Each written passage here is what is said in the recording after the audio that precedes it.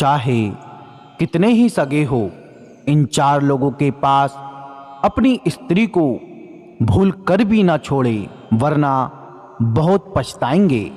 कहते हैं दुनिया में विश्वासी तो बहुत लोग होते हैं, पर कुछ स्थानों पर विश्वासी भी आपके विश्वास का खून कर देते हैं। तभी तो कहते हैं अविश्वास का विश्वास नहीं करना चाहिए और विश्वासी का भी विश्वास नहीं करना चाहिए। अगर कोई व्यक्ति विश्वासी है तो उसकी बीच बीच में परीक्षा करते रहना चाहिए, लेकिन कुछ मामलों में विश्वासी पर भी विश्वास नहीं करना चाहिए। किन मामलों में विश्वास पात्र पर विश्वास ना करे, आइए इस कहानी के माध्यम से समझते हैं। ये कहानी आपको बहुत सुंदर शिक्षा देकर जाएगी। इस कहानी की यह दो बातें सदैव याद रखना आपके जीवन में बहुत काम देगी। तो चलिए कहानी शुरू करते हैं। प्रिय दर्शकों, प्राचीन समय की बात है। किसी राज्य में महाराज वीरभोज राज करते थे। राजा वीरभोज कुछ सनकी किस्म का राजा था। एक बार राजा भ्रमण करते करते जंगल में चला गया। जंगल में घूमते घूमते उनकी भेंट एक सन्यासी से होती है। वह सन्यासी एक पाखंडी था। राजा साधु संतों पर बहुत भरोसा करता था। उस साधु को देखकर राजा के मन में कुछ जिज्ञासा उठी। राजा ने सन्यासी को अपना परिचय दिया और पूछने लगा, हे साधु महाराज, आप बहुत पहुँचे हुए मालूम पड़ते हैं। मेरी रानी इस समय गर्भवती है।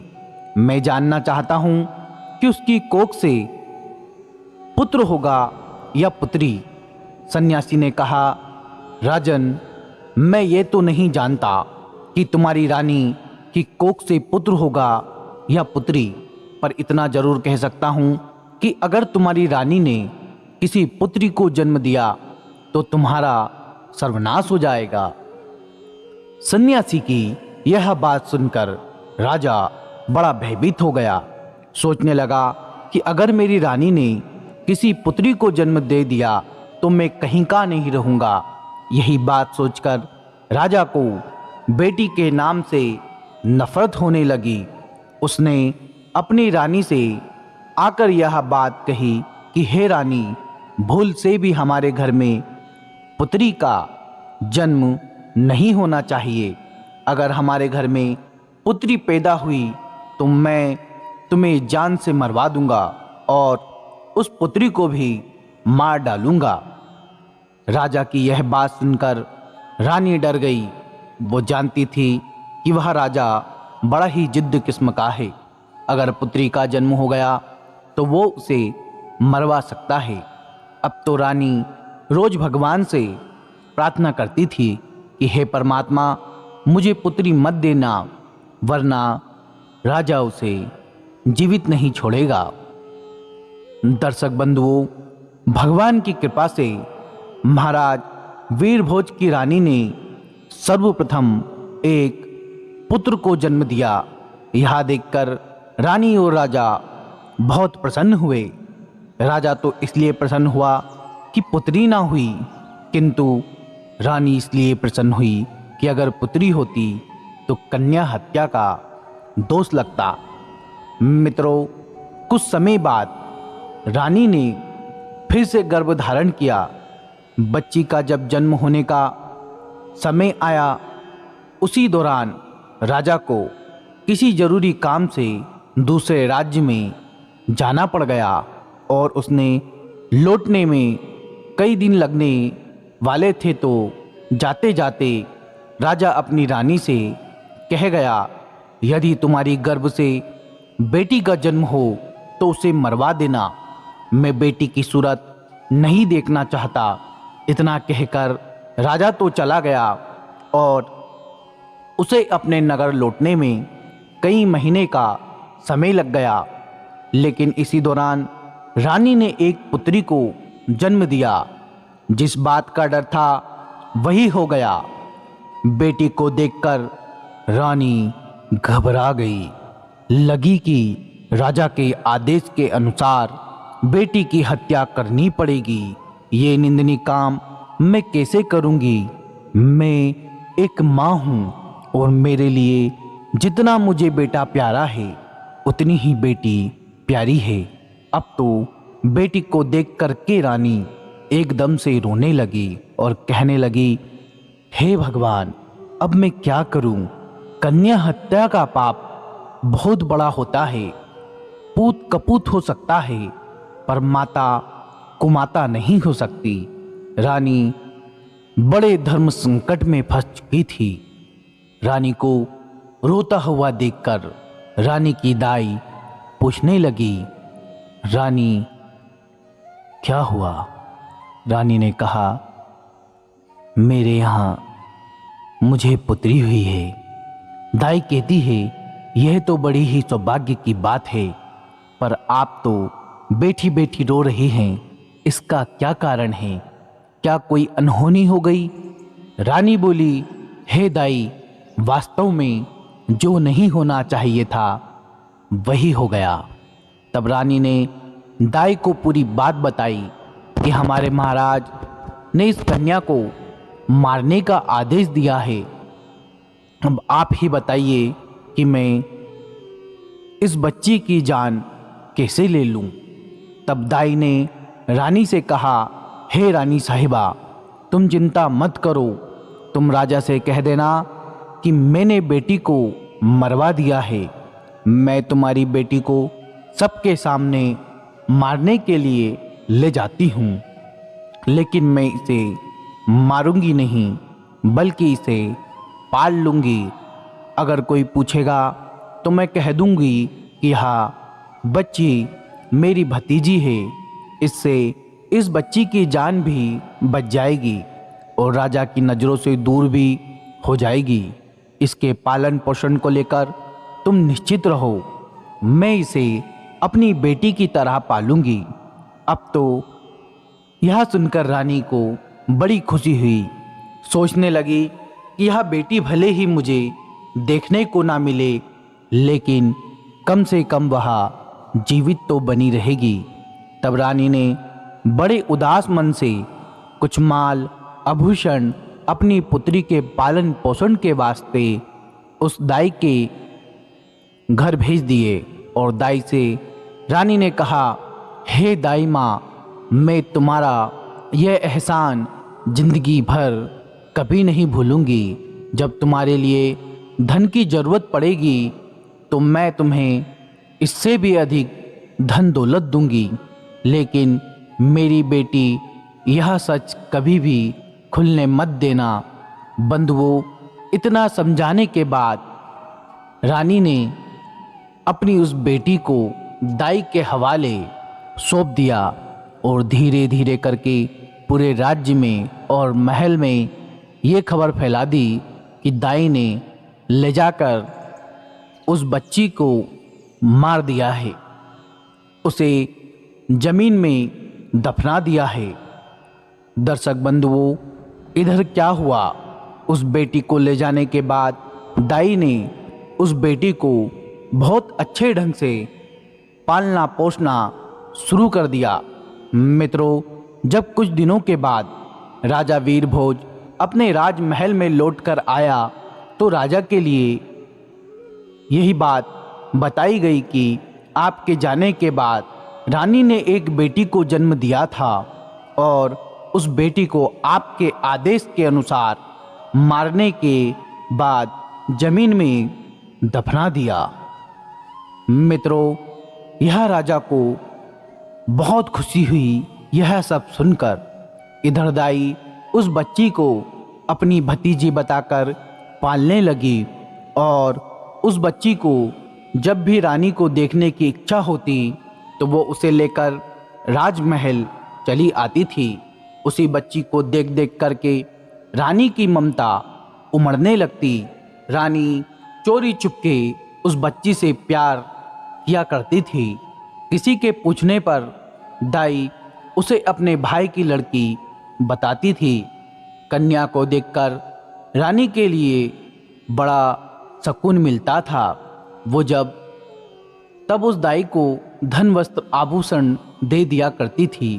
इधर रानी के आदेश के अनुसार उस दाई ने बेटी की परवरिश में किसी प्रकार की कोई कमी नहीं छोड़ी।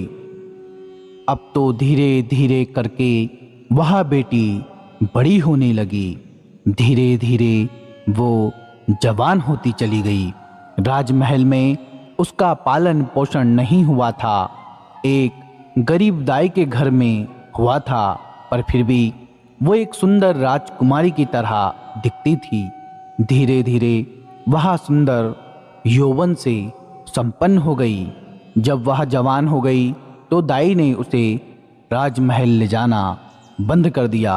वह पूरे दिन दाई के घर में ही रहती थी। एक दिन की बात है, राजा वीरभोज अपने नगर का भ्रमण कर रहा था। जब उसकी सवारी उस दाई के घर के सामने से होकर निकली तो वह कन्या अपने घर की छत पर खड़ी होकर स्नान करने के बाद अपने केसों को सुखा रही थी। रूपवती तो वो थी ही, उस समय तो और भी ज़्यादा सुंदर प्रतीत हो रही थी। हाथी पर बैठे राजा वीरभोज की अचानक उस कन्या पर नजर चली गई। उस कन्या को देखकर राजा को बिजली जैसा झटका लगा, क्योंकि वह नवयौवना थी। राजा उसकी सुंदरता पर मोहित हो गया। राजा ने उसे उसी समय अपने मंत्री से पूछा कि हे मंत्री, यह राजकुमारी जैसी दिखने वाली कन्या कौन है? मुझे तो उसके रूप ने घायल कर दिया है, अतः अति शीघ्र इसका पता लगाओ मंत्री। मंत्री ने तुरंत पता लगाकर राजा को बताया, महाराज, यह कन्या एक बूढ़ी औरत की भतीजी है।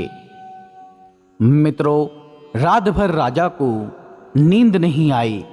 बार बार उसी लड़की का चेहरा राजा की आंखों के सामने आ जाता था। सवेरा होते ही राजा ने मंत्री से कहा, मंत्री, वह लड़की बहुत सुंदर है। उसने मेरी रातों की नींद उड़ा दी है।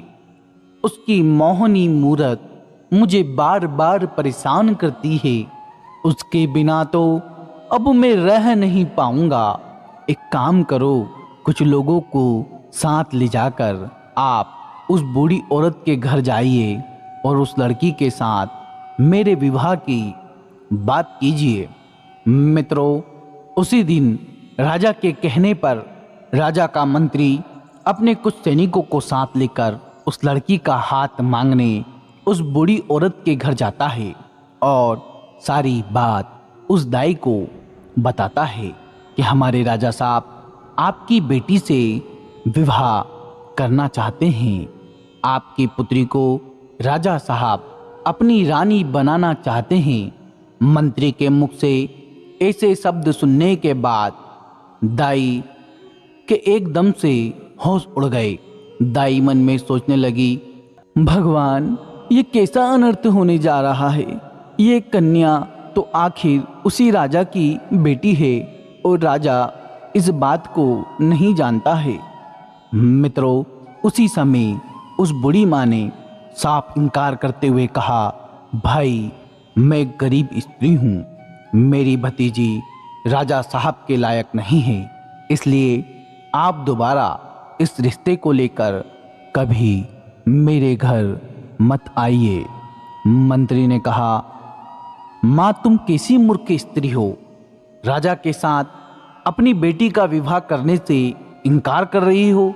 तुझे तो अपना भाग्य समझना चाहिए कि राजा स्वयं तेरी बेटी से विवाह करने का इच्छुक है। हे मंत्री, इसे समझाओ। मंत्री के बार बार कहने पर भी उस बूढ़ी औरत ने राजा के साथ बेटी का विवाह करने से इनकार कर दिया।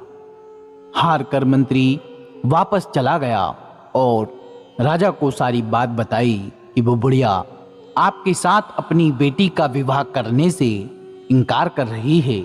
मित्रों, इस बार राजा ने कुछ और लोगों को बुढ़िया के घर भेजा और उनके द्वारा हजारों तरह के लालच दिए गए, उसे डराया धमकाया, परंतु वो बूढ़ी औरत इस प्रस्ताव के लिए राजी नहीं हुई।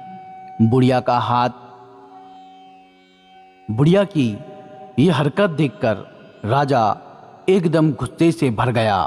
राजा ने उसी समय तुरंत ही हुक्म दिया कि उस बूढ़ी औरत को पकड़कर हमारे दरबार में लेकर जल्दी से जल्दी आओ।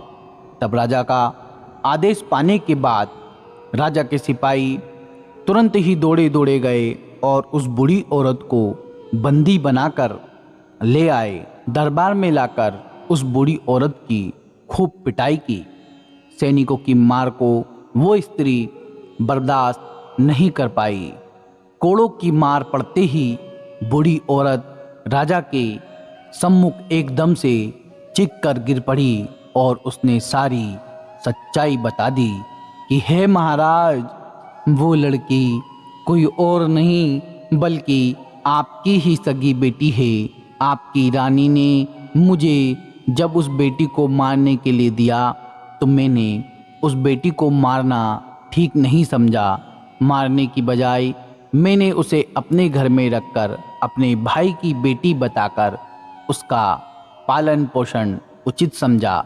मैंने ही आपकी बेटी को पाल पोस कर इतना बड़ा कर दिया। यदि आप अपनी बेटी से ही विवाह करेंगे तो यह बहुत बड़े पाप की बात हो जाएगी। दाई की बात सुनकर राजा हक्का बक्का रह गया।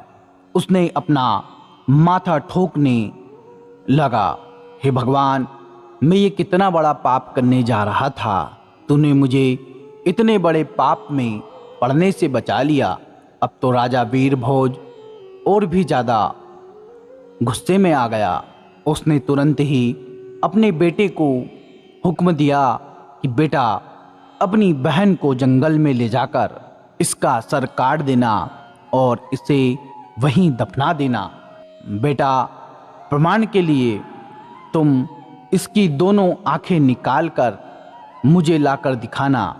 मित्रों, उस राजा का एक बेटा था जो उस लड़की से बड़ा था।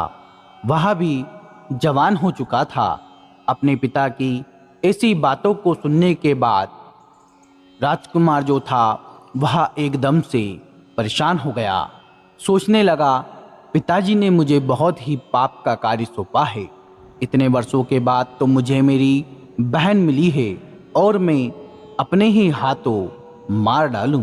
भगवान कभी मुझे क्षमा नहीं करेंगे। भगवान, यह पाप मुझसे ना कराओ। अब तो राजकुमार सोच सोच कर बड़ा ही दुखी होने लगा। मन में सोचने लगा, किस प्रकार अपने हाथों से अपनी बहन का कत्ल करूंगा। किस तरह मैं अपनी बहन की आंखें निकालूं। यदि मैं बहन का कत्ल करने से मना करता हूं तो राजा बहुत बड़ा जिद्दी है।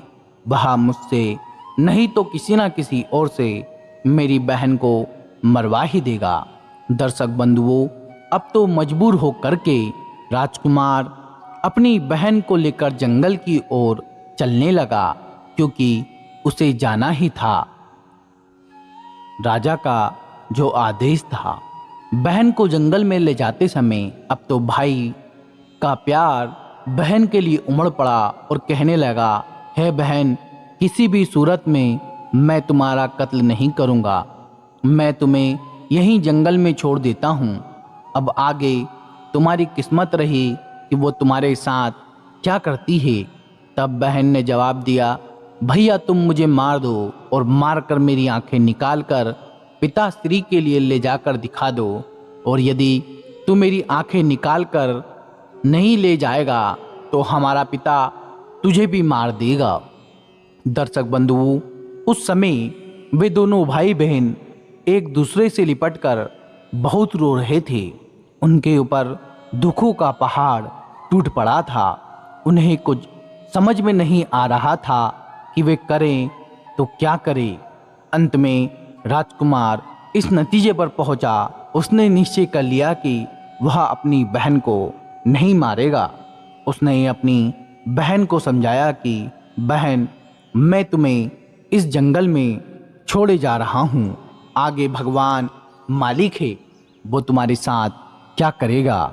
मैं कोई ना कोई बहाना पिताजी के सामने बना दूंगा।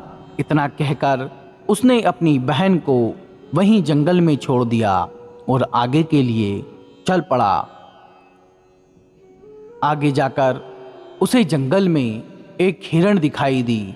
उसने तुरंत उस हिरण का वध किया और उसकी दोनों आंखें निकाल ली। उसके बाद वह अपने पिता के सम्मुख पहुंचा और वही हिरण की दोनों आंखें दिखाते हुए कहा, पिताजी, मैंने बहन को मारकर एक नदी में फेंक दिया। वे आंखें देख करके राजा को भी भरोसा हो गया कि वास्तव में मेरे पुत्र ने उस लड़की को मार दिया। सुनकर राजा बड़ा प्रसन्न हुआ। इधर रानी ने अपने बेटे को अपने पास बुलाया और पूछा, बेटा, क्या तू सच में अपनी बहन को मार कर आया है? तब राजकुमार कहता है, माँ, मैं तुमसे झूठ नहीं बोलूँगा। मैंने अपनी बहन को नहीं मारा, बल्कि मैं उसे जंगल छोड़कर चला आया। यह सुनकर रानी को बड़ा सुकून मिला। वह भगवान से प्रार्थना करने लगी, हे भगवान, तुम्हारा बहुत बहुत धन्यवाद जो तुमने मेरे बेटे को सद्बुद्धि दी।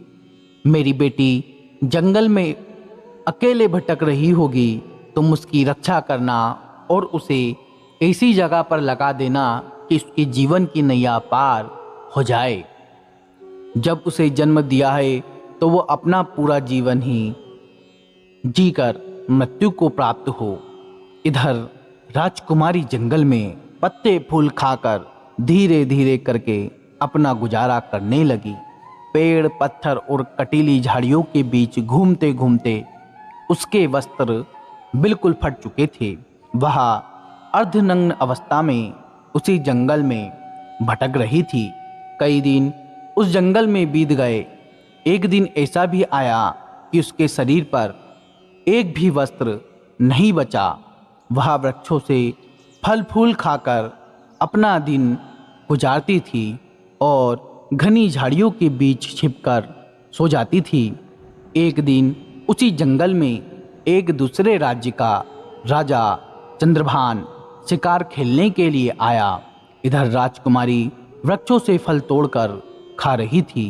उधर उसके कानों में जैसे ही घोड़े की आवाज पहुंची तो राजकुमारी घनी झाड़ियों के बीच छिपकर बैठ गई। सहयोग से राजा इस वृक्ष के नीचे आकर विश्राम करने के लिए बैठ गया। अचानक राजा की नज़र उन झाड़ियों के बीच गई। उसने देखा कि झाड़ियों के बीच कोई बैठा है। किसी मनुष्य की आकृति नजर आ रही थी। राजा ने फौरन आवाज लगाई, तुम कौन हो और इन झाड़ियों के बीच में क्या कर रही हो? तुम जो भी हो, फौरन बाहर निकल कर आओ। तुम्हें विश्वास दिलाता हूँ, मैं तुम्हें कोई हानि नहीं पहुँचाऊँगा। राजा की बात सुनकर लताओं के बीच से राजकुमारी ने आवाज दी कि हे राहगीर, मैं एक दुखी लाचार स्त्री हूँ। मेरे बदन पर एक भी वस्त्र नहीं है। मैं निर्वस्त्र हूँ। यदि तुम कोई वस्त्र मुझे दे दो तो मैं उसे पहनकर बाहर आ जाऊंगी। किसी स्त्री की आवाज़ सुनकर राजा आश्चर्यचकित था। इस जंगल के बीच में भला ये स्त्री क्या कर रही है? जरूर किसी दुख की मारी होगी। तब राजा ने जो चादर अपने गले में डाला था उसे झाड़ियों के बीच फेंक दिया। उसके बाद उस राजकुमारी ने अपने बदन के लिए उस चादर से अच्छी तरह खुद को ढक लिया और उसके बाद वो राजा चंद्रभान के सामने आई। मित्रों, इधर राजा ने जब उसकी सुंदरता को देखा तो वो उसे देखता ही रह गया। सोचने लगा, वह कितनी सुंदर स्त्री मैंने अपने जीवन में पहले कभी नहीं देखी। किसने इसे जंगल में छोड़ दिया? ये तो हमारी रानी बनने के योग्य है। तब राजा ने अपने बारे में राजकुमारी को बताया और बोला, हे सुंदरी, तुम जो भी हो उससे मुझे कुछ मतलब नहीं है। अब मैं तुम्हें अपनी रानी बनाना चाहता हूँ। राजा की बात सुनने के बाद मैं वो राजकुमारी भी उसकी पत्नी बनने के लिए राजी हो जाती है। कहते हैं डूबते को तिनके का सहारा ही बहुत है। यहाँ तो फिर भी एक राजकुमार था जो उसे अपनी पत्नी बनाना चाहता था। राजा उस कन्या को अपने घोड़े पर बिठाकर अपने राज्य में आया तो सबसे पहले वह अपने पिता के समय के एक बुजुर्ग मंत्री के घर पहुंचा और उस लड़की को उस बुजुर्ग मंत्री के घर छोड़ दिया और उससे कहा कि काका, आप ऐसा समझो कि यह तुम्हारी बेटी है और मैं इस लड़की से विवाह करूंगा। यदि मैं ऐसे अपने महल में इसे ले जाता हूं सीधे, तो लोग कहेंगे कि राजा किसी कन्या को भगा लाया है। इससे मेरी मान प्रतिष्ठा पर आंच आ जाएगी। मैं चाहता हूं इसे विधि विधान के अनुसार ब्याह कर अपने घर ले जाना चाहता हूं। तब तक ये तुम्हारे घर तुम्हारी बेटी बनकर रहेगी और मैं कल कई लोगों के साथ तुम्हारे घर पर रिश्ता मांगने आऊँगा और फिर इसे ब्याह कर अपने घर ले जाऊँगा। तब मंत्री ने जवाब दिया, महाराज, ये आपकी अमानत है और अब मेरी बेटी है। जब आपका मन करे तब आप इसे ब्याह कर ले जाना। तब तक इसका ठीक से ख्याल रखूँगा। मित्रों, अगले दिन राजा का सेनापति और उसका मंत्री उस बूढ़ी मंत्री के घर पर गए और उस राजकुमारी को अपने राजा के मित्रों, अगले दिन राजा का सेनापति और उसका मंत्री उस बूढ़ी मंत्री के घर पर गए और उस राजकुमारी का अपने राजा के लिए हाथ मांगा। फिर उसके बाद 1-2 दिन में उसकी मंगनी और विवाह भी कर लिया। विवाह करने के बाद राजकुमारी राजा चंद्रभान की पत्नी बनकर रहने लगी। अब तो दोनों बहुत ही प्रसन्न थे। राजा सुंदर रानी पाकर खुश था और राजकुमारी घर और पति पाकर प्रसन्न थी। मित्रों, राजा चंद्रभान ने शादी के बाद भी अपनी पत्नी से कभी उसका परिचय नहीं पूछा। इसी प्रकार दोनों एक साथ रहते रहते 2 वर्ष बीत गए। धीरे धीरे वो समय भी आ गया जब रानी ने पुत्र को जन्म दिया। अब तो राजा चंद्रभान और भी ज़्यादा खुश हो गया।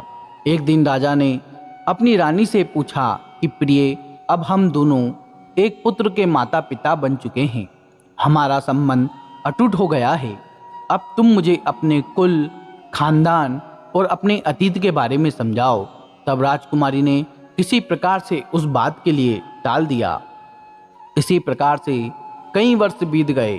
कुछ समय बाद रानी ने फिर एक और पुत्र को जन्म दिया। तब राजा ने फिर से अपनी रानी के सामने वही बात दोहराई। राजकुमारी अपने बीते कल की बातें अपने पति को नहीं बताना चाहती थी, लेकिन राजा ने उनका अतीत जानने की बहुत इच्छा जताई। रानी भी जानती थी कि राजा साहब उनसे बहुत प्रेम करते हैं। तब राजकुमारी ने राजा के पूछने पर अपने जीवन की सारी कहानी सच सच कह सुनाई।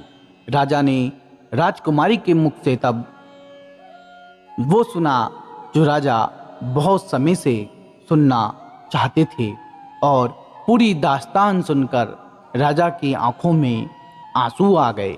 राजा उसके पिता को धिक्कारने लगा। उसके बाद रानी से बोला कि हे रानी, अगर मैं तुम्हें तुम्हारे पिता से मिलाने ले चलूं तो क्या तुम मेरे साथ चलोगी? दर्शक बंधुओं, उस राजकुमारी ने अपने पिता से मिलने से इनकार कर दिया। राजा ने बहुत आग्रह किया कि तुम्हें एक बार अपने पिता से जरूर मिलना चाहिए। राजा के बार बार निवेदन करने पर अपने पिता से मिलने को तैयार हो गई। अगले दिन राजा ने राजा वीरभोज के यहाँ जाने का निश्चय किया। रथ सजवाया और जाने की पूरी तैयारी हो गई। राजा के पास एक जरूरी काम आ गया। राजा को बहुत जरूरी अपने राज्य के दूसरे शहर में जाना था, तो राजा ने तो अपने मंत्री और सेनापति से कह दिया कि तुम सेना की एक टुकड़ी लेकर रानी के साथ चले जाओ मैं अपना काम निपटा कर वहीं पहुंच जाऊंगा।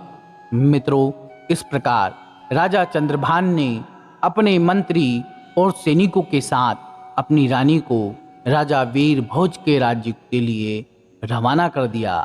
रानी को भली भांति समझा दिया कि अपने पिता के यहाँ जाकर तुम घबराना मत, मैं तुम्हारे पहुँचने से पहले तुम्हारे माता पिता के यहाँ पहुँच जाऊंगा। मित्रों, इधर राजा चंद्रभान का मंत्री और सेनापति कुछ सेना को साथ लेकर राजकुमारी के साथ राजा वीरभोज के राज्य की तरफ चल पड़े। राजा चंद्रभान की राज्य से राजा वीरभोज जी का राज काफ़ी दूर था, इसलिए चलते चलते रास्ते में ही उन्हें शाम हो गई। एक जगह पर उन्होंने अपना डेरा तंबू जमा दिया। रात वही रुकने का निश्चय किया। मित्रों, जहाँ पर राजकुमारी का डेरा लगाया था उसी जगह पर मंत्री ने भी अपना डेरा लगा दिया। ठीक उसके बराबर में मंत्री का डेरा देख करके राजकुमारी ने जवाब दिया, हे मंत्री, तुम क्या जानते हो कि मैं एक राजा की बेटी हूँ और एक राजा की पत्नी भी। तुम मेरे बराबर में यह डेरा क्यों लगवा रहे हो? तुम अपना डेरा ले जाकर कहीं दूसरी जगह लगाओ। तब मंत्री ने जवाब दिया, रानी साहिबा, महाराज ने आपकी देखरेख के लिए भेजा है। यदि आपके लिए और आपके बच्चों के लिए कुछ हुआ तो हम राजा को क्या जवाब देंगे? दर्शक बंधुओं, इधर राजकुमारी के बार बार मना करने पर मंत्री बिल्कुल नहीं माना। फिर क्या हुआ, इधर शाम को सबने खाना खाया, रात्रि का समय हो गया। सब लोग पैदल यात्रा चलकर आए थे। हारे थके होने के कारण वे सब जल्दी ही सो गए। रात्रि के दूसरे पहर में मंत्री जो था राजकुमारी के डेरे में घुस आया।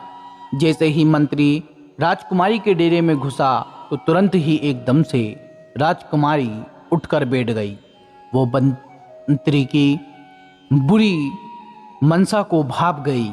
अब तो राजकुमारी को अंदाज हो गया था कि मंत्री के मन में किसी ना किसी प्रकार का जरूर खोट है। जैसे ही मंत्री के लिए राजकुमारी ने अपने डेरे में देखा तो एकदम से ललकार कर बोली, खबरदार, जो मुझे छुआ तो डेरे से तुरंत बाहर निकल जाओ। दोस्तों, रानी ने मंत्री को बार बार डेरे से बाहर जाने के लिए कहा, लेकिन मंत्री ने कोई बात नहीं मानी। मंत्री धीरे धीरे करके आगे बढ़ता ही चला गया। तब राजकुमारी ने जवाब दिया, हे दुष्ट मंत्री, क्या तुम्हें अंदाजा है कि तुम यहाँ क्या करने जा रहे हो? अपनी भलाई चाहते हो तो अभी डेरे से बाहर निकल जाओ। दर्शक बंधुओं, उस राजकुमारी की बात मंत्री ने अनसुनी कर दी। तब उसी समय पर राजकुमारी ने अपने बड़े बेटे को मंत्री के सामने कर दिया और बेटे को सामने खड़ा करने के बाद में राजकुमारी ने मंत्री के लिए भगवान और बेटे की दुहाई दी, कसम दी, लेकिन वो पीछे लौटने के लिए मंजूर नहीं हुआ। उस मंत्री के दिमाग में शैतान घुस चुका था। वह वासना में अंधा हो चुका था। उस समय उसे कुछ नहीं दिखाई दे रहा था। उसके दिल और दिमाग में रानी की सुंदर चेहरे की जो सुंदरता थी वह बस गई थी। मंत्री एकदम आगे बढ़ा और तलवार निकालने के बाद राजकुमारी के बड़े बेटे का सिर धड़ से अलग कर दिया। बेटे का सिर कटने के बाद राजकुमारी तुरंत ही समझ गई कि यह दुष्ट मंत्री अब नहीं मानेगा। तो अपनी लाज बचाने के लिए रानी ने कुछ नरम रुख अपनाते कहा, तुम थोड़ी देर ठहरो, मैं अभी आती हूँ। उसके बाद में जो तुम्हारे मन में हो वह तुम कर लेना। इतना कहने के बाद रानी उस डेरे से बाहर निकल गई और वहाँ से भागकर जंगल में चली गई। सुबह होने तक रानी झाड़ियों में छुपी रही और जब वह सुबह होने पर लौटकर अपने डेरे में आई तो उसने क्या देखा कि उसके बेटे का सिर कटा हुआ पड़ा है, वह धड़ से अलग पड़ा है। अपने बेटे की लाश देखने के बाद में अब तो रानी की हालत और भी जरा ज़्यादा खराब हो गई, लेकिन वो कर भी क्या सकती थी। उस शैतान के सामने वो बेबस थी। बेटे की मृत्यु का गम अपने मन में छुपाए वह उनके साथ आगे को चल पड़ी। चलते चलते जब वे शाम के होने पर एक जगह पर और रुके, अब तो दूसरी रात के लिए अगला पड़ाव डाला गया। तो राजकुमारी के डेरे के पास में सेनापति ने अपना डेरा लगाया। तब राजकुमारी ने उस सेनापति को बुलाकर कहा कि तुम अपने डेरे के लिए यहाँ से दूर हटाकर दूसरी जगह चुन लो। तब सेनापति ने जवाब दिया, हे रानी, मेरी जिम्मेदारी है कि मैं आपकी सुरक्षा करूं। राजकुमारी के बार बार मना करने पर उस सेनापति ने अपने डेरा वहीं पर रखा। प्रिय बंधुओं, अब तो राजकुमारी के लिए सब समझ में आ चुका था। इस चिंता को लेकर राजकुमारी पूरी रात नहीं सोई। जैसे ही आधी रात होती तब उसी समय पर सेनापति के दिमाग में वासना का शैतान घुस जाता है। सेनापति के लिए भी ललकार कर कहा कि हे सेनापति, क्या तुम जानते नहीं कि मैं कौन हूँ? तुम्हें पता होना चाहिए, मैं एक राजा की पत्नी और एक राजा की बेटी भी हूँ। यह सब जानते हुए भी तुम मेरे डेरे में घुसे चले आ रहे हो। तुम तुरंत ही मेरे डेरे से बाहर निकल जाओ। दर्शक बंधुओं, वो दुष्ट सेनापति कहाँ मानने वाला था। उसके हृदय में तो काम वासना उत्पन्न हो गई थी। वह तो काम वासना के चक्कर में अंधा हो चुका था। इसलिए राजकुमारी के बार बार कहने पर भी वह दुष्ट सेनापति वहीं पर खड़ा रहा और डेरे से बाहर नहीं निकला। राजकुमारी ने अपने छोटे बेटे को सेनापति के सामने खड़ा कर दिया और उसे कसम दी कि तुझे मेरे बेटे की कसम है, यदि तूने मेरे ऊपर बुरी नज़र डाली। उस सेनापति ने अपनी मयान से तलवार निकाली और उस छोटे से बेटे का सर काट करके अलग कर दिया। इस प्रकार राजकुमारी के दूसरे बेटे का भी सिर कट गया। तब उसी समय पर राजकुमारी ने कहा, हे सेनापति, तुम थोड़ा सा रुको, मैं अभी आती हूँ। इसके बाद में जो तुम्हारी इच्छा हो वो तुम मेरे साथ कर लेना। दर्शक बंधुओं, अब वो राजकुमारी वहाँ से भाग निकली और भागते भागते वह जंगल में चली गई। आगे जाकर उसे एक गहरी नदी दिखाई दी। अब तो राजकुमारी ने मन में यह दृढ़ निश्चय कर लिया कि जब मेरी संतान ही नहीं रही, मेरे बच्चे ही नहीं रहे, तो फिर ऐसे में मैं जीकर क्या करूंगी। ऐसा निश्चय करके वो मरने के उद्देश्य से नदी में कूद गई। पर नदी का पानी का बहाव बहुत तेज था। जैसे ही रानी उस नदी में कूदी तो पानी के बहाव ने उसे एकदम खींच लिया और जंगल के एक छोर पर बहती हुई नदी के साथ वह राजकुमारी एक किनारे पर जा पहुंची, जहां पर दो सन्यासी महात्मा उस नदी में अपने गुरु के वस्त्र धोने के लिए आए हुए थे। उसी समय उन सन्यासी महात्माओं ने देखा कि कोई औरत इस नदी में बहते हुए हमारी तरफ आ रही है, तो उन दोनों ने रानी को पकड़कर बाहर निकाल दिया। दर्शक बंधुओं, अब तो राजकुमारी के पैरों के तले से जमीन खिसक गई। अब राजकुमारी मन में सोचने लगी कि उस मंत्री और सेनापति से मुझे जैसे तैसे छुटकारा मिल गया, लेकिन अब यहाँ से इन दोनों महात्माओं ने मुझे घेर लिया। जैसे ही दोनों महात्माओं ने राजकुमारी को पकड़ा, वह आपस में लड़ने लगे कि यह स्त्री मेरी है, यह स्त्री मेरी है। तभी वहाँ पर 4 साधु महात्मा और आ गए। अब मिलाकर 6 हो गए। 6 लोग जो महात्मा थे वो आपस में लड़ने लगे कि ये स्त्री मेरी है, ये स्त्री मेरी है। झगड़ा बढ़ता हुआ देख 6 के 6 लोग उस राजकुमारी को लेकर उनके गुरु के पास गए। उनके गुरु बड़े ही महान थे, बड़े ही शिक्षित गुरु थे। उन्होंने कहा, सुनो, तुम लड़ो मत। तुम 6 भाइयों की एक भी बहन नहीं है, इसलिए ये आज से तुम्हारी बहन हुई। यह सुनकर वो महात्मा बहुत खुश हुए। उन्होंने रानी को अपनी बहन बना लिया।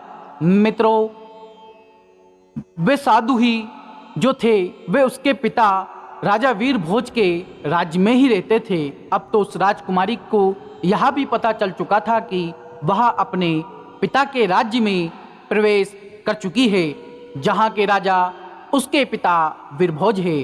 रानी उन्हीं महात्माओं के आश्रम पर रहने लगी। वे 6 महात्मा उसे अपनी बहन की तरह रखते थे।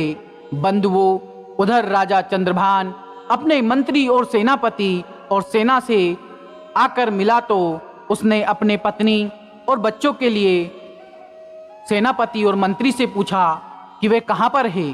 तो सेनापति और मंत्री ने राजा से एक साथ एक स्वर में बोला कि महाराज, आपकी पत्नी तो डायन निकली, हमें क्षमा करें महाराज। आपके दोनों पुत्रों को मारने के बाद वह रानी यहाँ से भाग गई। उन्होंने इस प्रकार से कहा कि राजा चंद्रभान को विश्वास हो गया।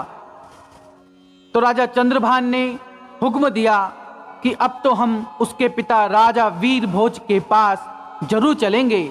अति शीघ्र सब लोग राजा वीर भोज के पास चलने के लिए तैयार हो गए। उधर राजा चंद्रभान अपने सेनापति और मंत्री के साथ अपनी पत्नी के पिता के पास जाता है। इधर राजकुमारी ने अपने 6 भाइयों से कहा कि जो उस समय वहाँ महात्मा के रूप में रह रही थी कि हे भाइयों, तुम सभी राजा के पास जाओ और जाकर राजा से कहना कि हमारी बहन आपके दरबार में किस्सा सुनाना चाहती है। राजा साहब, किस्सा सुनना चाहो तो हम उन्हें दरबार में बुला कर लाएं, क्योंकि राजकुमारी को पता था कि मेरे पिता किस्सा सुनना बहुत पसंद करते हैं।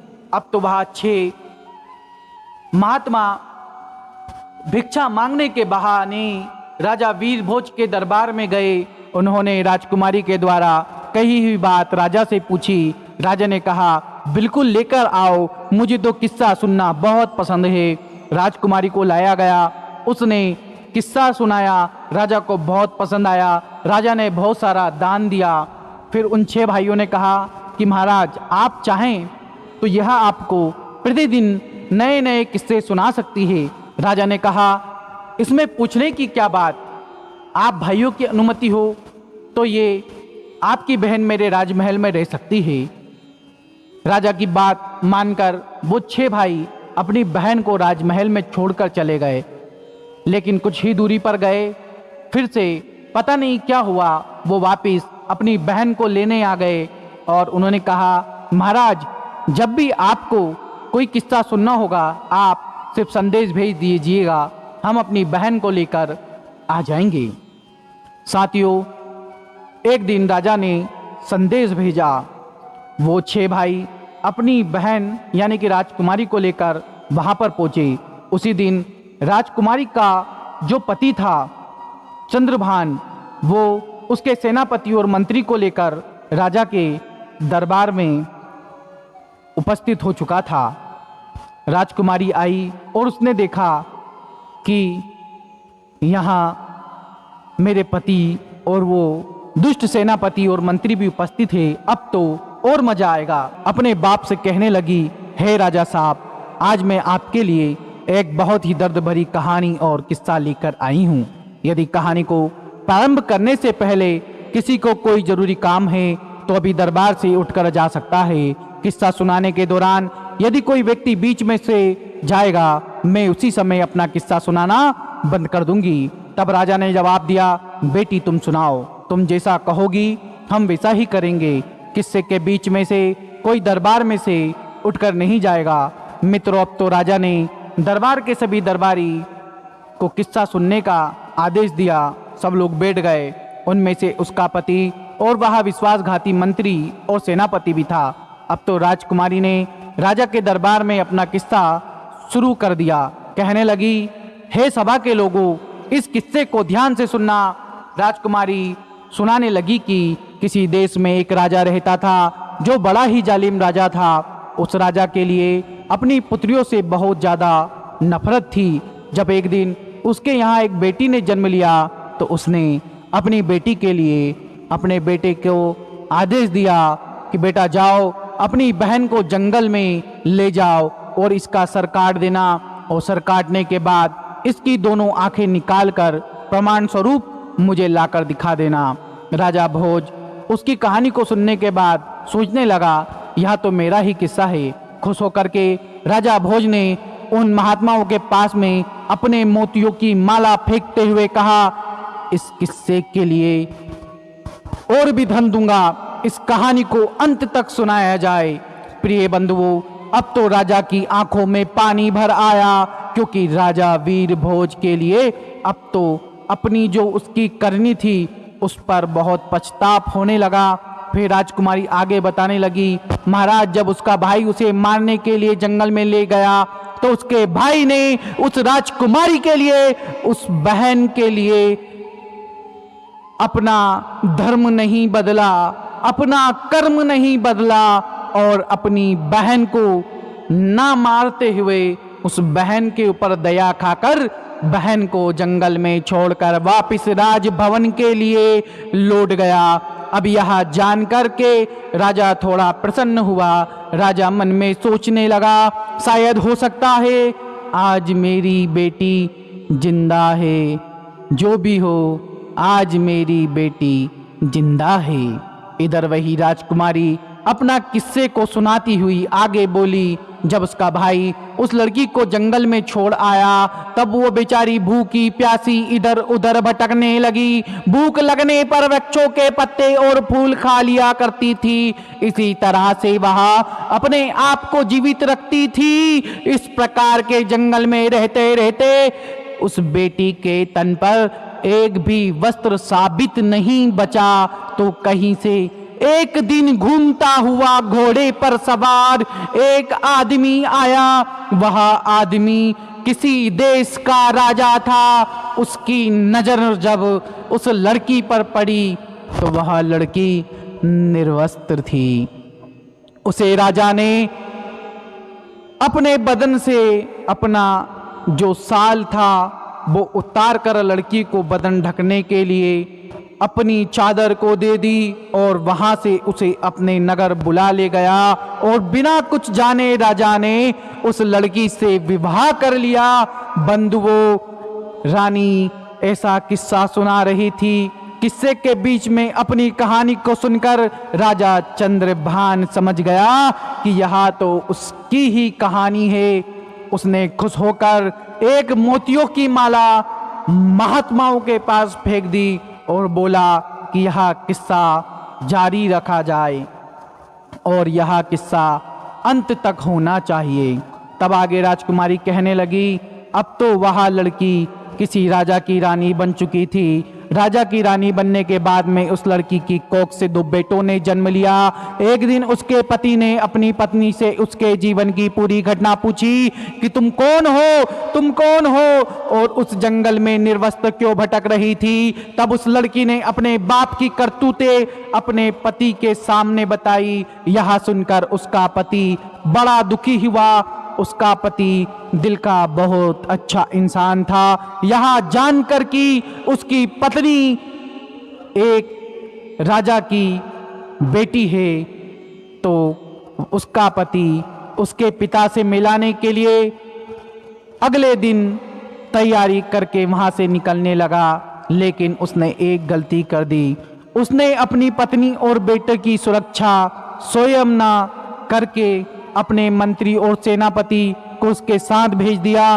और उसकी सबसे बड़ी भूल यही थी, क्योंकि कहते हैं चाहे कोई कितना ही सगा क्यों ना हो, अपनी जवान स्त्री, जवान बहन, जवान बेटी को किसी दूसरे पर भरोसा करके उसके साथ भेजना नहीं चाहिए और ना ही उसके पास छोड़ना चाहिए, चाहे वह कितना ही वफादार और विश्वास पात्र हो। मगर जब वासना दिमाग पर हावी होती है तो सारी वफादारी, सारा विश्वास धरा का धरा रह जाता है और स्त्री तो वैसे भी पुरुष के लिए आकर्षण का केंद्र होती है। अगर वह अकेली किसी अन्य पुरुष के साथ जाती है या ठहरती है तो उनके मन में काम रूपी विकार आ ही जाता है।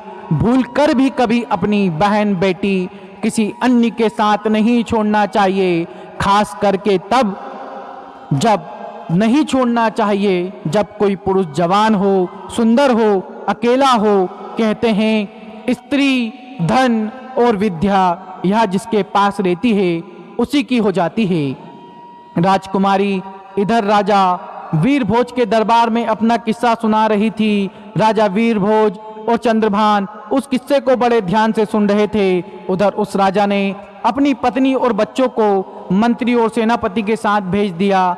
सफर ज्यादा लंबा था। चलते चलते जब रास्ते में सूर्यास्त हो गया तो उन्होंने वहीं रुकने का निश्चय किया। मंत्री ने अपना डेरा रानी के डेरे के बराबर में लगाया। रानी ने उसका बहुत विरोध किया पर वो नहीं माना। तो रात्रि के समय मंत्री ने उस राजकुमारी के साथ दुष्कर्म करने की सोची। राजकुमारी के बार बार निवेदन करने पर भी वह दुष्ट नहीं माना, बल्कि उसने राजा के बेटे का भी कत्ल कर दिया। बंधुओं, जब बेटे का कत्ल कर डाला तो रानी अपना धर्म बचाने के लिए मंत्री के पास बहाना बनाकर जंगल में भाग गई। उसने पूरी रात जंगल में गुजारकर जैसे तैसे उस बेचारी ने अपने पतिव्रता धर्म को बचाया। जब दूसरे दिन के लिए रानी अपने डेरे में वापस आई तो उसे अपने बेटे की लाश भी नहीं मिली। जैसे जैसे कहानी आगे बढ़ती जा रही थी उधर मंत्री के होश खराब होते जा रहे थे। अब तो धीरे धीरे करके वो मंत्री भी बहाना बनाते हुए राजा के दरबार से उठकर जाना चाहता था तो राजा ने तुरंत ही उसे डांट कर बिठा दिया। तब रानी आगे सुनाने लगी। अब दूसरे दिन के लिए एक जगह रास्ते में फिर डेरा तंबू लगाया तो उस रात सेनापति ने डेरे में घुसकर दुष्कर्म की लालसा से रानी के पास जा पहुंचा। रानी ने पहले तो उसे खूब ललकार कर समझाया कि यहाँ से चला जा, लेकिन वह दोस्त लौटने के लिए तैयार नहीं हुआ। रानी ने उसे अपने छोटे बेटे की कसम दी। यह कहानी सुनकर सेनापति भी घबराने लगा, सोचने लगा यह तो मेरा भेद खुल रहा है। वो भी उठकर भागने को वहां से आतुर हुआ। राजा ने डांट कर उसे बैठा दिया।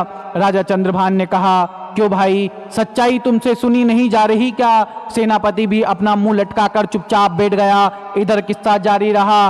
राजकुमारी कहने लगी, फिर उसके बाद सेनापति ने भी रानी के छोटे बेटे का कत्ल कर दिया। वो गलत भाव लेकर रानी के पास बढ़ता गया तो उसी समय रानी किसी ना किसी प्रकार से वह राजकुमारी जान बचा करके वहां से भाग निकली और वहां से एक नदी में कूद गई। लेकिन उसकी किस्मत ने वहां पर ही उसका साथ नहीं दिया। बेचारी जिंदा बच गई। उस नदी में बहते बहते वह चली गई और दूसरे जंगल के छोर पर 6 योगियों के हत्थे चढ़ गई और सन्यासियों ने भी उसे राजकुमारी के लिए अपनी पत्नी बनाना चाहा, परंतु उनके महान बुद्धिमान गुरुजी ने उन सन्यासियों से यह पाप नहीं होने दिया और गुरुजी के बार बार समझाने पर सन्यासियों ने उसे राजकुमारी को अपनी बहन के रूप में स्वीकार कर लिया।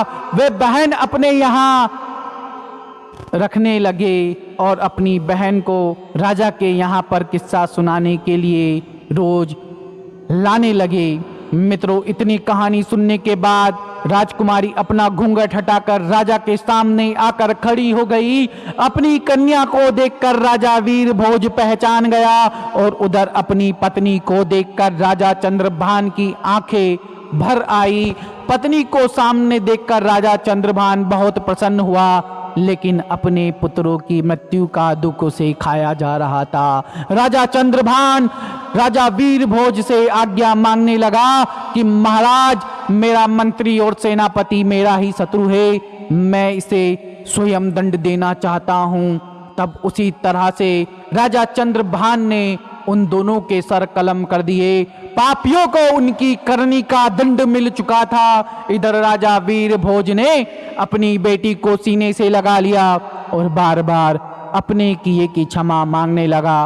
बेटी ने भी अपने पिता को क्षमा कर दिया। इस प्रकार राजकुमारी अपने पति के साथ कुछ दिन तक अपने पिता के घर पर रही। फिर उसके बाद बड़ी हंसी खुशी के साथ उसके पिता ने अपनी बेटी की बड़ी धूमधाम से विदाई की। राजा चंद्रभान अपनी पत्नी को लेकर अपने नगर लौट आया और हंसी खुशी के साथ समय व्यतीत करने लगा। कुछ ही समय में रानी ने 2 बेटे को और जन्म दिया। अब तो उनकी खोई हुई सारी खुशी वापस आ चुकी थी। मित्रों, भगवान अगर किसी के पक्ष में होता है तो कोई भी उसका बाल बांका नहीं कर सकता। चाहे और कितना ही कोई प्रयास कर ले, उसे मार नहीं सकता। मृत्यु, जीवन, मरण यह विधाता के हाथ में होता है, इंसान के हाथ में कुछ नहीं होता। दर्शक बंधुओं, मैं उम्मीद करता हूं ये कहानी आपको जरूर पसंद आई होगी। तो चलिए अपनी कीमती राय कमेंट बॉक्स में दीजिए।